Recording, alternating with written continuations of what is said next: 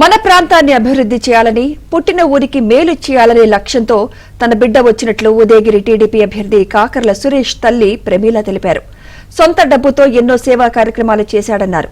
ఒక్క అవకాశం ఇస్తే వెనుకపడిన ఉదయగిరిని అభివృద్ధి చేసి చూపిస్తాడన్నారు.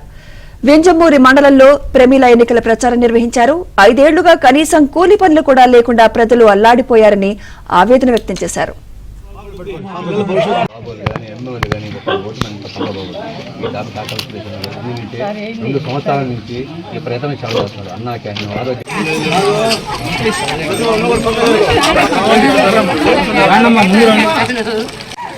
ఎన్నో సేవా కార్యక్రమాలు చేశాడన్నారు.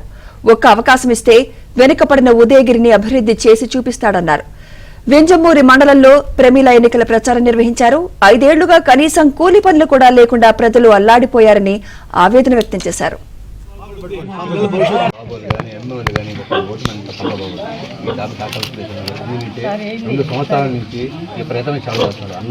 ఆరోగ్య